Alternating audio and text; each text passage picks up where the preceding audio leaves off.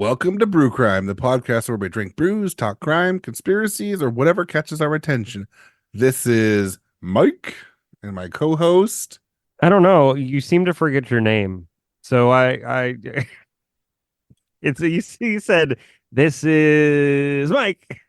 It, it was mostly that I was trying to think of something witty like you do, and I couldn't, so I just went with my name. Oh, well, I'm Jiggling Titties. Um, JT for short.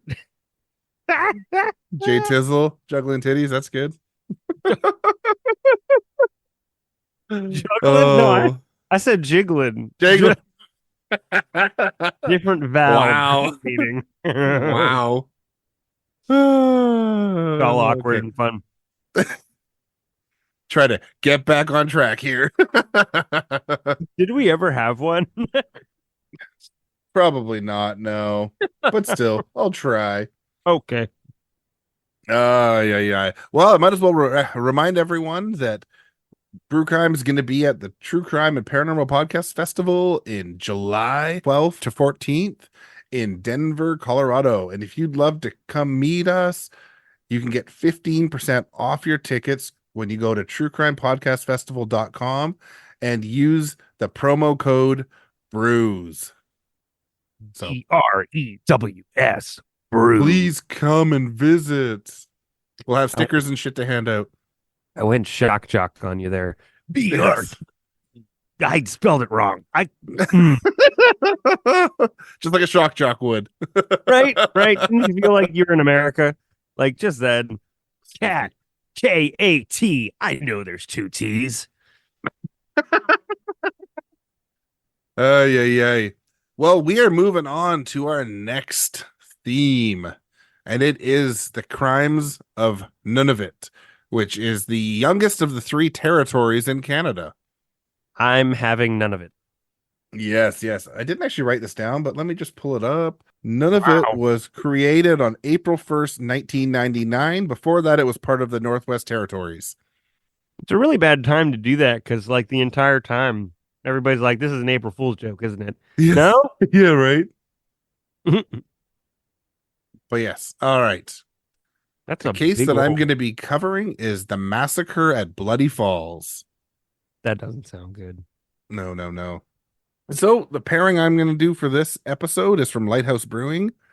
And it's a beer that I've used a couple times, but I don't feel terrible doing this because every time they make it, it's a different hop combination. So it's almost like a new beer.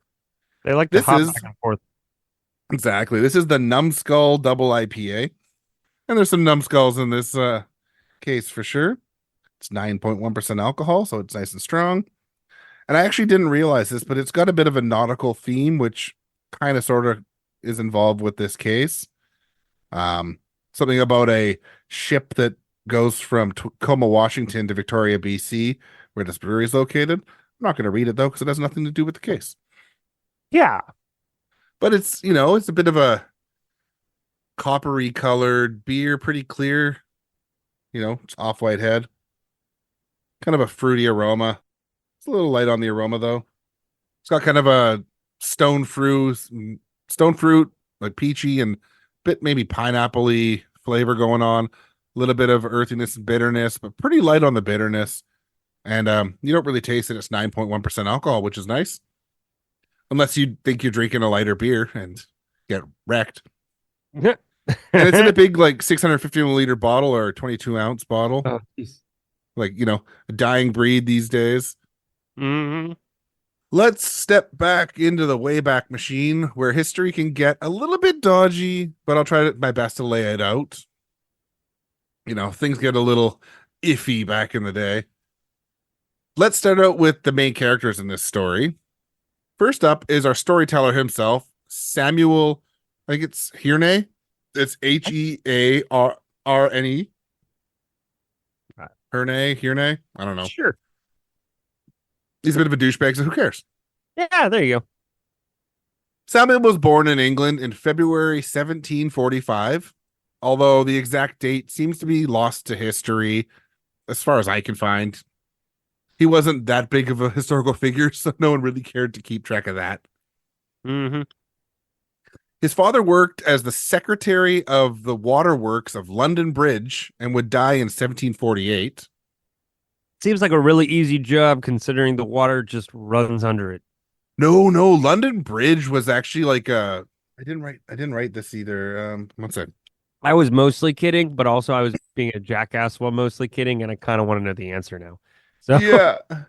Because like London Bridge actually had housing and everything along the bridge. So that was like the waterworks for those houses and everything, I oh, think. interesting. Yeah, like I'll send you a just Googled it here. It'd be really funny if they called out the waterworks and it was just him with a rope and a pail just to go over the I side. think this was actually a pretty important job back then. I just sent you a link. You can look at the picture on there. Oh, wow. Yeah, right. That looks otherworldly. So I think the bridge was almost more like an alleyway or a roadway for the houses, almost, right? Yeah. And the houses are just like floating over the river. Yeah, it's really neat. I find it interesting in this time that I can actually find the mother's name, but not the father's name, Hmm. which is way like it's a huge role reversal. Yeah. His mother's name was Diana, and while I don't have a lot of info on her, she would also die when Samuel was young. The family would have a daughter 3 years after Samuel was born, although I don't know anything about her either. As with so many young boys in this day and age, Samuel would join the Royal Navy in 1756 at the age of 11. So, wow. Uh, but also, so that London Bridge, right, that you sent me, Yeah. sorry, No. was phenomenal, but also was replaced, right? Do you know where the, Yes. the original one went? No. Arizona. Really? The original London Bridge is in Arizona. Jeez, is it Um, rebuilt? yeah, I think they rebuilt it brick by brick, and not the house, not the homes, but the Oh, bridges. okay. Just the bridge itself? That's Yeah, half as the far as I coolness, understand. though, is the houses and everything. Well, we know cool though, Mike, and that with us taking them. Yeah. Oh, man. All right, back So to 11 years old. he would be a midshipman, which is the lowest rank for an officer in the Royal Navy. Because he was so short, he couldn't be a bullshitman. Jesus, Yeah, he was right. 11. He would serve during the 7 Years' War and see a ton of conflict during this time. Jesus. The 7 Years' War really sounds like the prequel to World War One, as it involved much of the world's powers around that time and spread around the world. Like I think World War One is maybe misnamed, Probably. and it was 7 years too, right? Like that's a Ah, long war. a long ass war. But I also know very little about this war, so just I know it took place in over 7 years, and it was all over the fucking place. I'm like trying to think of what I was doing at 11, and I'm pretty sure it was listening to boy bands. So I don't think I would have been a great midshipman. Uh, Yeah, eh, just a thought that probably shouldn't have happened. But hey, you know what? They used him to stuff the cannonballs in. probably. So he would leave the Navy though in 1763. And while I found very little info of what he did for the next little bit, he would take a job that would move him to the quote unquote New World. Ah, yes, the new world. Yes.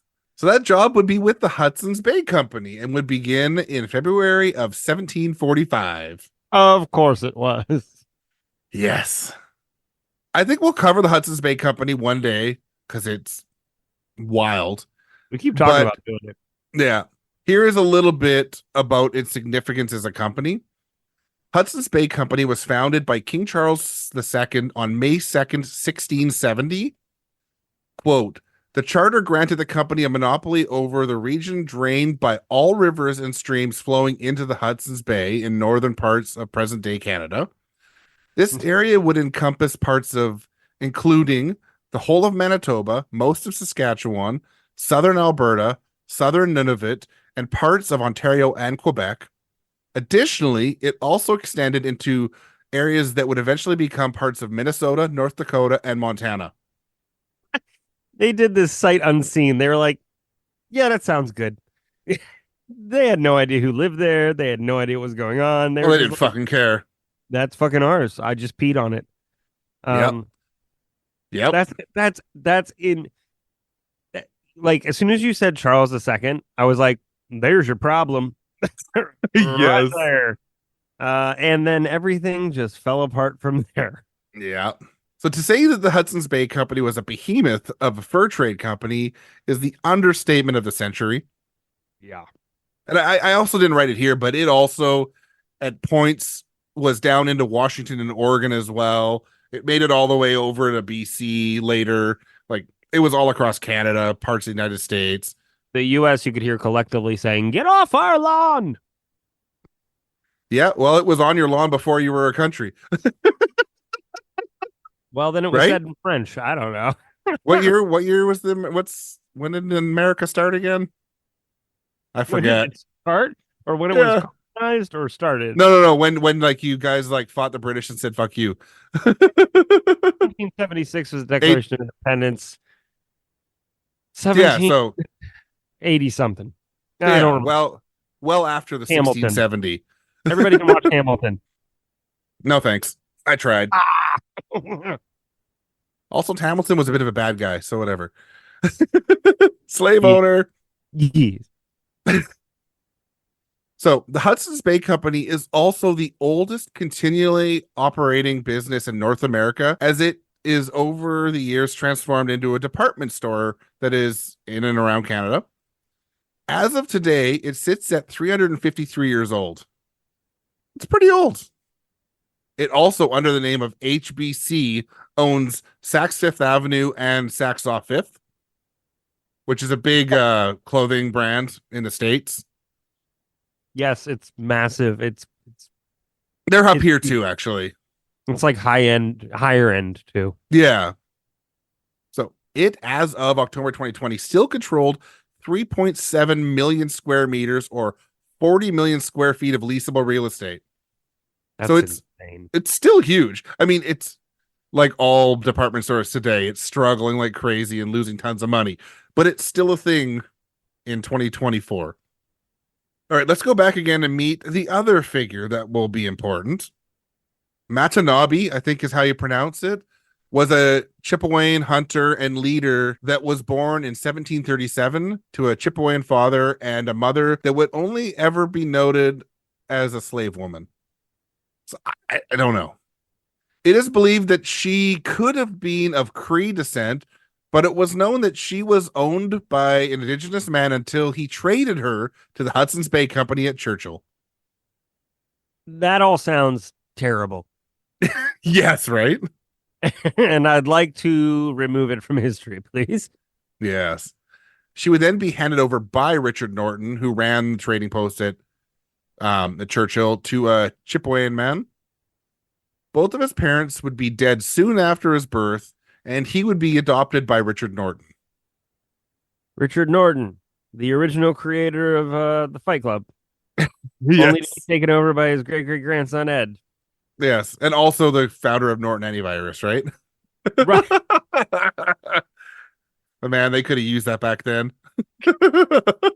Boy, howdy. Well, Yeah. why would they have to? They were just sending it out. They weren't. I mean, well, he was they were indigenous, though.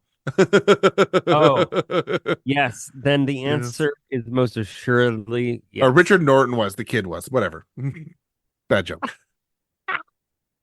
Of course, this adoption would not be official as he was an indigenous boy. Richard Norton would retire in 1741, and this is when Manitowabi would be moved back to his people. He would live there until his late teens, when he would get a job as a hunter who supplied food back in Churchill at the Prince of Wales Fort.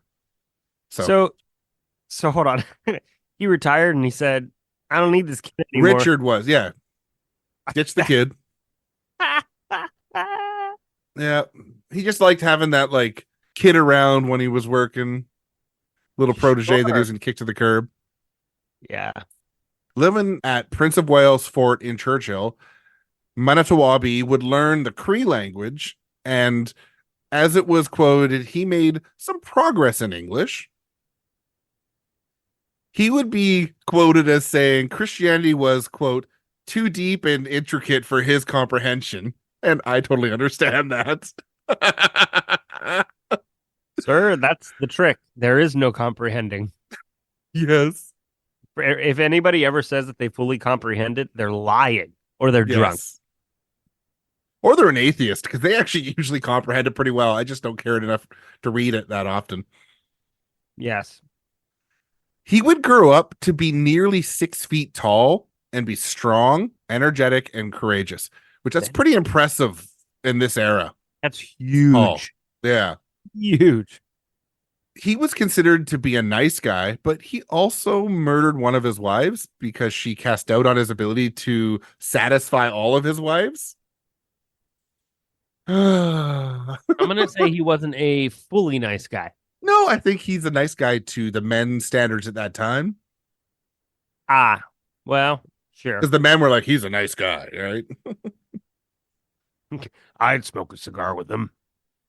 So I guess that means the Chippewayan people took multiple wives at the time. Like, I have no idea.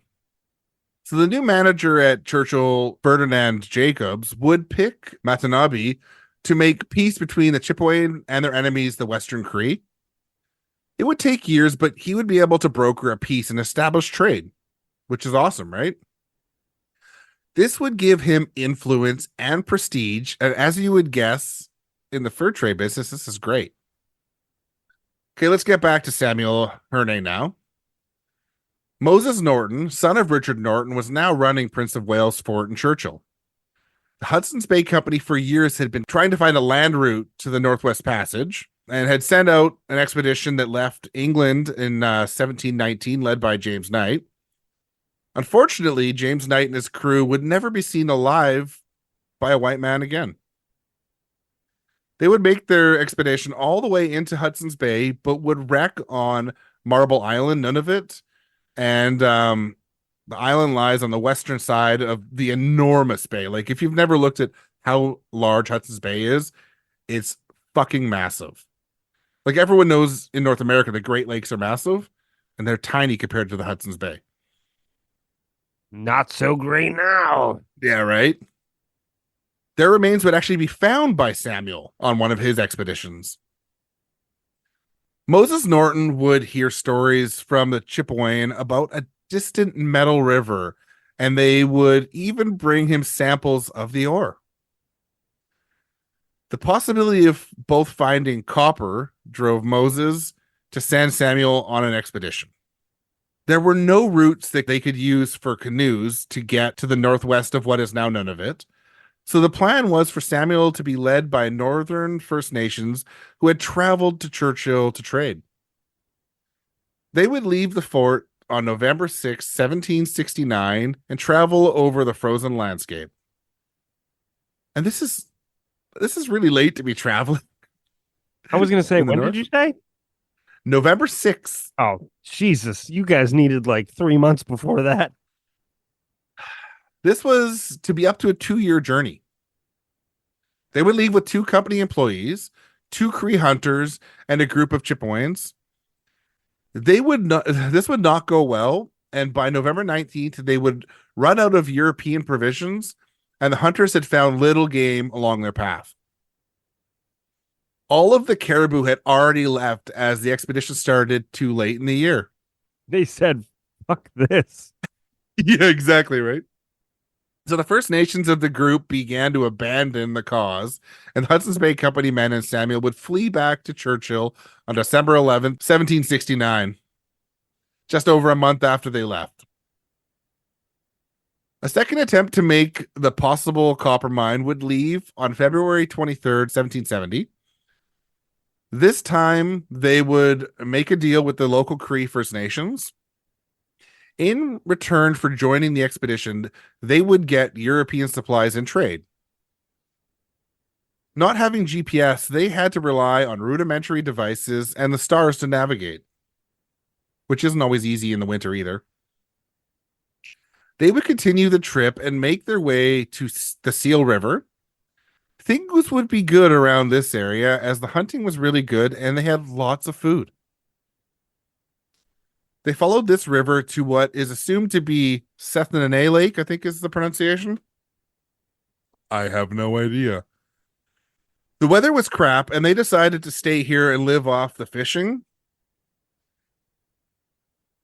The fish would change to geese as the main food supply. I was just thinking, like, from that point forward, the Canadian geese were angry. Yes. So the goose hunt was coming up, and there was a large group of indigenous people that would arrive at the lake. The geese arrived on May 19th, but by June, they had flown further north, and the party continued on to Barrel Zone Lake, I think is the pronunciation. These are all places I've never heard of before. Sounds like a children's park. Barrel Zone. This was again where food would dry up and famine was a possibility. The Cree would kill 3 musk oxen, finally, but it was so wet that they had to eat them raw. Yeah. They would continue on west and end up at Lake Doublewant, which had a distance from Churchill, Manitoba of 720 kilometers or 447 miles and was located northwest of where they started. August 14th would see Samuel's quadrant destroyed, hampering his ability to navigate. The notes in Samuel's journal now got vague, but we do know that the party would turn tail and head back to Churchill. On his way back, he would run into Manitowabi, and he was likely the reason they made it back without starving or freezing to death on November 25th, 1770. So they were almost out there the entire fucking year, right? February to November, almost December. That's ridiculous. Mm-hmm. Manitowabi would boast to Moses Norton, head of the trading post, that he had been to the copper mines in the Northwest and said that he was even on friendly terms with the local Inuit there. So Samuel would only be at the fort for a total of 12 days before Moses would order Samuel to head back out and search, this time as the only white member of the expedition. Could you imagine just like how depressed he must have been after almost a year on the trail to have 12 days and then go right back out? Like, must have been awful. So this expedition would also be led by Manitowabi, not Samuel this time. So this time he was just a passenger. Got it. This time the party would be made up of Chippewan guides and 8 of Manitowabi's wives. Okay, sure. So the wives would be there to just cook and be camp servants. Leaving in December 1770, they would set a really fast pace and make it to the Caribou before they migrated north for the summer. They would stockpile meat for the journey, and at this point, Manitowabi would tell his wives to wait for the party in the west, not drag them all the way.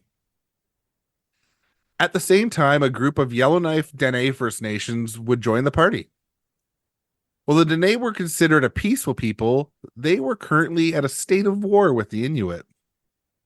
They joined the expedition with one thing on the mind. July 14th, 1771, the expedition party would finally make it to the Coppermine River. At this point, they would only be a few miles down the river from an Inuit camp near a cataract or waterfall. Turns out a waterfall is actually known as a cataract as well. I didn't know that. It took me a long time to actually figure out what they were meaning when they said cataract, because I'm like, why wasn't I involved? Right. From the look of it, it's more of a rapid on the river. It's pretty flat in this area. It's like tundra. The Chippewan and Yellowknife Dene began a plan to attack the Inuit. Samuel would write his disapproval of these plans and state that he had tried to stop the attack. But did he? No. The attack plan would go into effect at 1 a.m. on July 17th, 1771. Some accounts say that Samuel would join the attack party, and some said that he was forced to stay back at their camp and only arrived after the fighting, which I kind of believe that's probably the case. As the only, British or white person, no, you just stay the fuck there. We don't want you with us. Yep. Regardless, the party would fall on the 5 wigwams or tents under the disguise of darkness. 22 men, women, and children would be massacred. They were killed with spears and ruthlessly murdered. On the east bank of the river, there were 7 more dwellings, and the people would flee in their canoes, and all but one would get away and hide on an island where the river meets the Arctic Ocean. Samuel would dub this the Bloody Falls Massacre, also naming the falls Bloody Falls, because that's what British people do. Right. There was a name, etch a sketch it. Exactly. Shake, shake, shake, rewrite. It would be only a few days later when Samuel Harney would be the first white man to reach the shore of the Arctic Ocean by an overland route. So he discovered it. Samuel would finally prove there was no good overland Northwest Passage at lower latitudes. Unfortunately for the expedition, they would also find very little copper and no commercial mining would happen at the time. So Manitowoc would finally lead the party and Samuel back towards Churchill. Their trip would bring them past Great Bear Lake, the largest lake fully in Canada, and the 8th largest lake in the world. Wow. Which, that's amazing, right? Yeah. Samuel would also be the first European to see and travel over Great Slave Lake. Great Slave Lake is the deepest lake in North America and the 10th largest in the world. The party would arrive back at Prince of Wales Fort on June 30th, 1772. And now I am a hiker, but this is wild. On the trek between December 1770 and June 1772, the men would hike approximately 8,000 kilometers or 5,000 miles. What? All while exploring an area of about 650,000 kilometers squared or 250,000 square miles. Fucking massive. That's ridiculous. Right? They Yeah. must have been swole. Or just like dying of hunger. So Samuel Herne would become the governor of Prince of Wales Fort on January 22nd, 1776. And on August 8th, 1782, he and 38 other civilians would surrender to a French force. They would be able to sail back to England, but the fort was destroyed by the French. Tabernacle. You're right.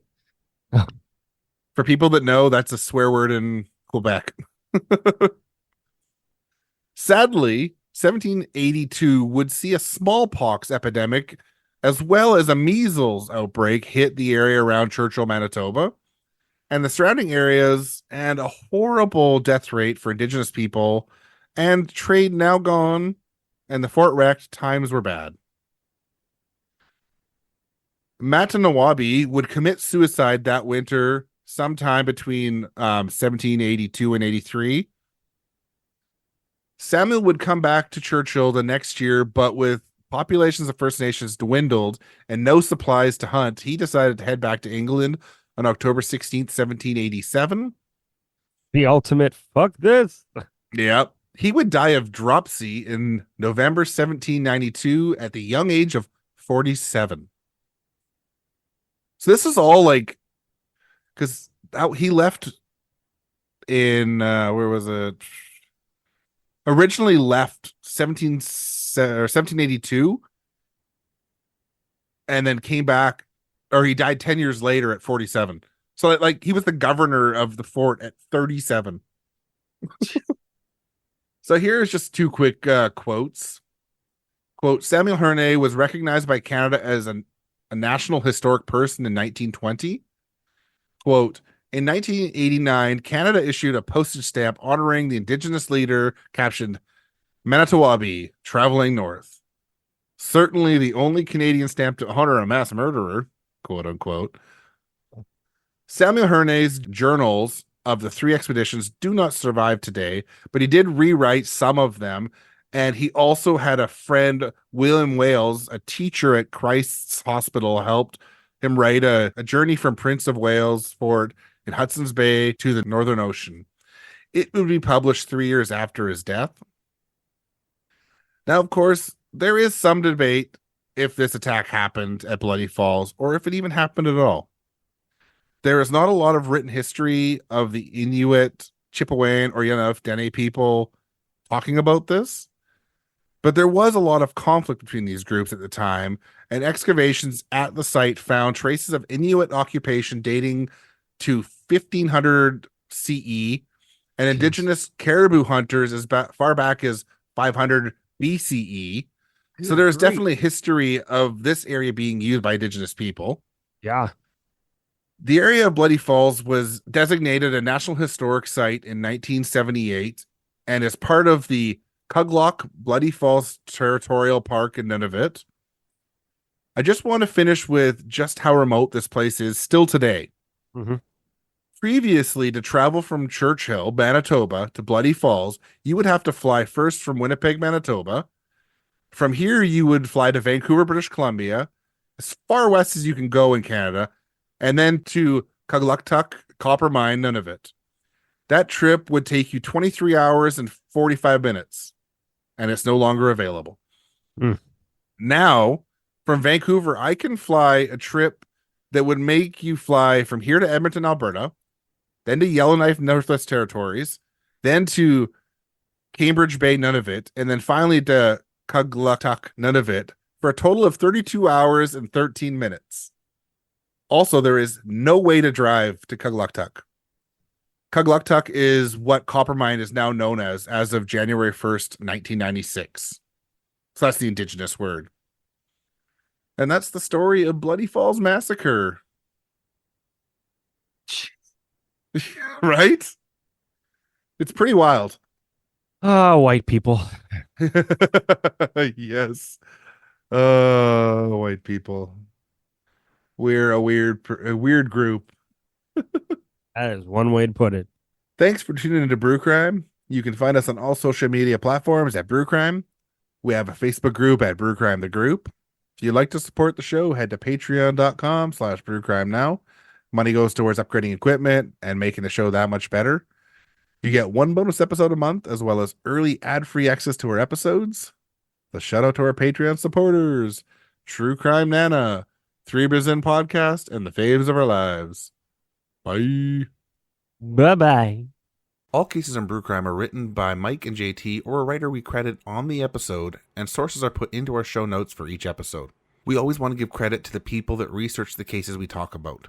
Check out our store at tpublic.com/stores/brew-crime-podcast, where you can purchase gear like t-shirts, phone cases, stickers, pillows, and all kinds of other cool stuff. Brew Crime's intro was created by Mike using Creative Commons Attribution licensed audio from purple-planet.com, soundbible.com, and freesoundeffects.com. Logo designed by Ben Greenberg. Thanks for listening to this episode of Brew Crime Podcast.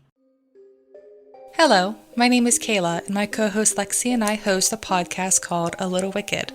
On our show, we discuss true crime cases such as serial killers, missing persons, and victims of crime, along with cults, conspiracies, cryptids, urban legends, and everything in between.